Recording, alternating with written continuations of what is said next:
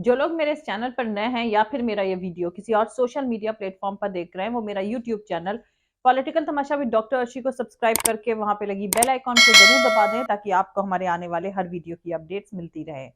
और दोस्तों, अगर आपको हमारा काम पसंद आता है, हमारे वीडियोस पसंद आते हैं तो www.patreon.com/dr अर्शी खान पर जाकर डोनेट करके आप हमारे काम को सपोर्ट कर सकते हैं। तो चलिए आज के सियासी तमाशे के सफर को शुरू करते हैं।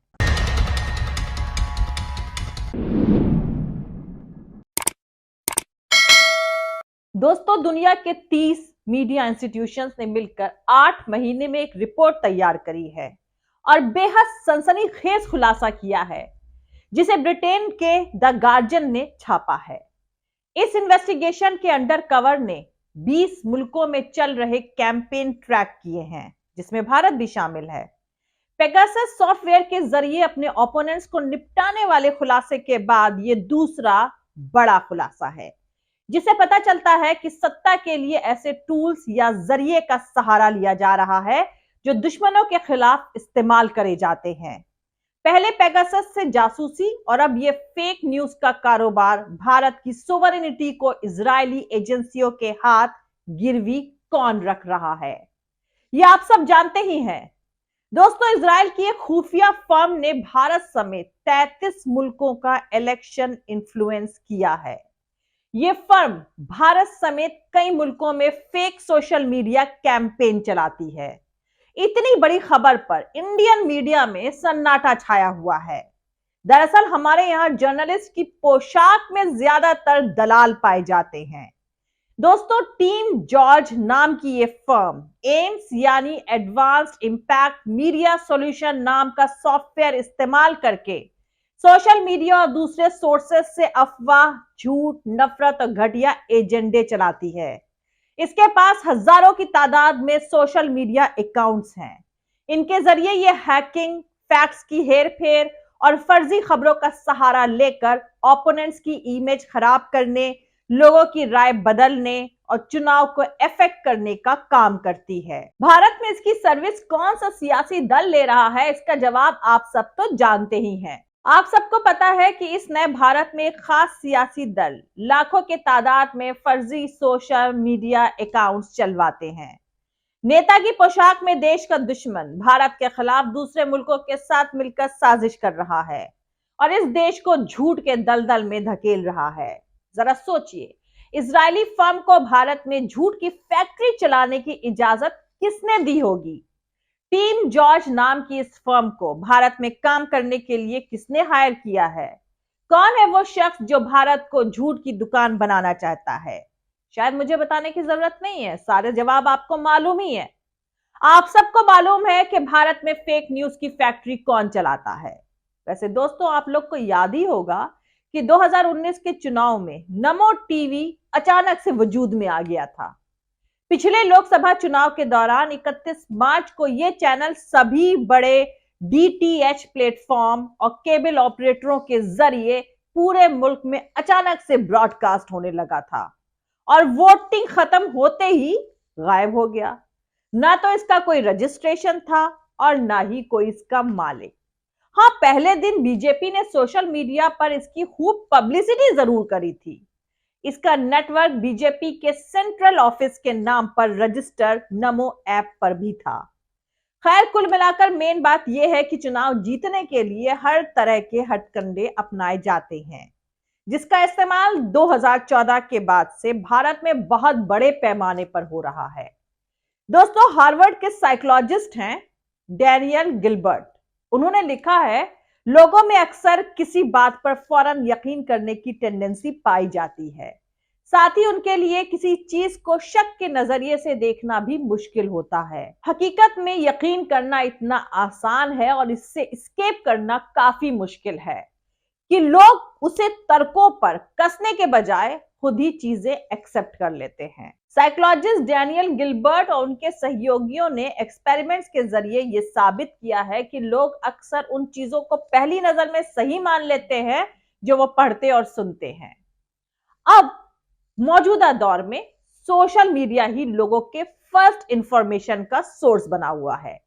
इसीलिए फेक न्यूज का तमाशा बड़े पैमाने पर चल रहा है। और ऐसे दौर में सेलिब्रिटी कल्चर को एनकरेज करके ये काम मास लेवल पर किया जा रहा है। दरअसल दोस्तों, लोग इस भ्रम में हैं कि वो सोशल मीडिया का इस्तेमाल कर रहे हैं, लेकिन हकीकत में सोशल मीडिया लोगों का यानी आप सबका इस्तेमाल कर रहा है। दुनिया भर में ऐसे सीक्रेट ऑर्गेनाइजेशंस हैं जिनके पास डेटा को समझने और हासिल करने की ताकत होती है। यही ऑर्गेनाइजेशंस अब सोशल मीडिया की मदद से चुनाव को इन्फ्लुएंस करते हैं। 18 से 30 साल की उम्र वाले वोटर जो पहले अपनी फैमिली के ट्रेडिशंस के बेस पर वोट डालते थे, आज उनकी खुद की अपनी सोच है, खुद की पसंद है, खुद की नापसंद है, और ये पसंद बन रही है सोशल मीडिया से। सोशल मीडिया पर भी इसी उम्र के लोगों की भरमार है। ट्विटर और फेसबुक के पेज शख्सियत पर फोकस है, ना कि आइडियोलॉजी पर। वहीं सियासी पार्टी भी ब्रांड से ज्यादा शख्स पर बेस है। फेसबुक, ट्विटर और व्हाट्सएप इंडिविजुअल और मास जासूसी का बड़ा जरिया बन चुके हैं। 2024 के चुनाव में वोट डालने वाले 18 से 22 साल की उम्र वाले लोग 30% के आसपास होने जा रहे हैं। भारत में फेसबुक के 50% से ज्यादा यूजर्स की उम्र 25 साल से कम है। ये यंगस्टर्स ही इनका मेन टारगेट है। दोस्तों, आपको बता दूं कि सोशल मीडिया बिग डेटा इकट्ठा करता है और इस बिग डेटा का एनालिसिस डेटा साइंस के जरिए किया जाता है। अलग अलग तरह के डेटा की अंदरूनी जानकारियां रिकॉर्ड करके उन्हें अलग अलग ट्रेंड, कारोबार और बाजार के मूड के मुताबिक स्टडी किया जाता है। अगर कॉर्पोरेट दुनिया का एग्जाम्पल ले तो कौन सी कंपनी बाजार के मुताबिक किस तरीके से काम कर रही है, उसके सभी डेटा को इकट्ठा किया जाता है और फिर इन जानकारियों को खास कैलकुलेटिव सिस्टम के इस्तेमाल से इसके पैटर्न को स्टडी किया जाता है। ठीक यही काम अब सियासी दल भी करते हैं। डेटा एनालिसिस करने वाली कंपनियां फेसबुक डेटा के जरिए यूजर्स की प्रोफाइलिंग करती हैं। यूजर के पर्सनल डेटा को ध्यान में रखकर उसकी सियासी पसंद नापसंद को देखते हुए उससे जुड़ी हुई पोस्ट ही दिखाती हैं। लंबे वक्त तक ऐसी पोस्ट देखने से उस शख्स का झुकाव उसी सियासी पार्टी की तरफ हो जाता है। दोस्तों, किसी भी नए यूजर की फेसबुक प्रोफाइल को डिकोड करने का एक फॉर्मेट है। इसके तहत प्रोफाइल बनाने के बाद उसके 10 पोस्ट शेयर, 100 पोस्ट लाइक और 20 पोस्ट का साइंटिफिक एनालिसिस किया जाता है। साथ ही उसके नेटवर्क और ग्रुप का भी एनालिसिस किया जाता है। सियासत से जुड़े पेज इन्हीं प्रोफाइल को देखकर बनाए जाते हैं और उन पर पोस्ट भी उसी तरीके की यानी उसी सिमिलर तरीके की पोस्ट करी जाती हैं। दोस्तों, कुछ साल पहले ब्रिटिश चैनल 4 ने कैम्ब्रिज एनालिटिका के ऑफिसर्स का स्टिंग करके उनसे कुबुलवाया था कि उनकी कंपनी की तरफ से डेटा के बड़े पैमाने पर चोरी करी गई है।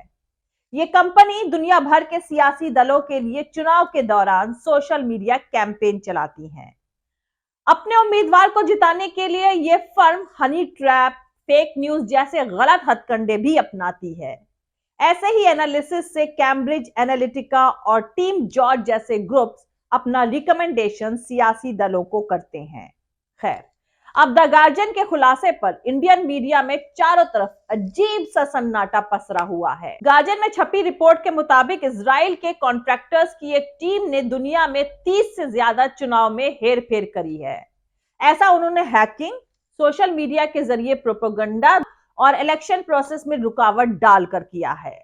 कॉन्ट्रैक्टर्स की इस टीम के ऑपरेटर 50 साल के ताल हनान हैं। वो इजराइल के एक स्पेशल फोर्स के फॉर्मर एम्प्लॉई हैं। उन्होंने अलग अलग मुल्कों में चुनाव को इफेक्ट किया है।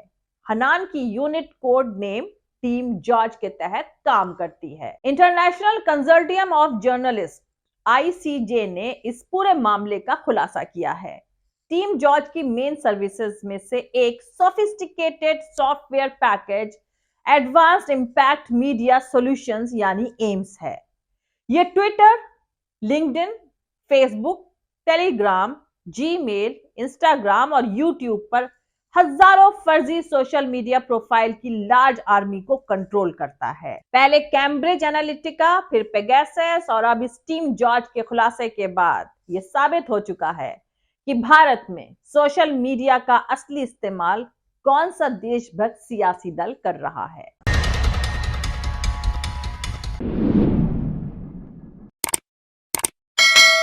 मिलते हैं अगले वीडियो में किसी दूसरे नए सियासी तमाशे के साथ। जय हिंद, सत्यमेव जयते, अल्लाह हाफिज। दोस्तों, हमारा पूरा वीडियो, दूसरे और वीडियोस देखने के लिए हमारे YouTube channel political Tamasha with doctor Arshi को सब्सक्राइब करके वहां पे लगी बेल आइकॉन को जरूर दबा दें, ताकि आपको हमारे आने वाले हर वीडियो की अपडेट्स मिलती रहे। और दोस्तों, अगर आपको हमारा काम पसंद आता है, हमारे वीडियोस पसंद आते हैं, तो www.patreon.com/dr अर्शी खान पर जाकर डोनेट करके आप हमारे काम को सपोर्ट कर सकते हैं। दोस्तों, अगर आपको हमारा वीडियो पसंद आता है तो लाइक और शेयर करना हरगिज नहीं भूलें। आप हमें फॉलो भी कर सकते हैं हमारे ट्विटर, इंस्टाग्राम और फेसबुक पेज पर। मेरा ट्विटर हैंडल है @arshi_aziz khan। Thank you. मिलते हैं अगले वीडियो में।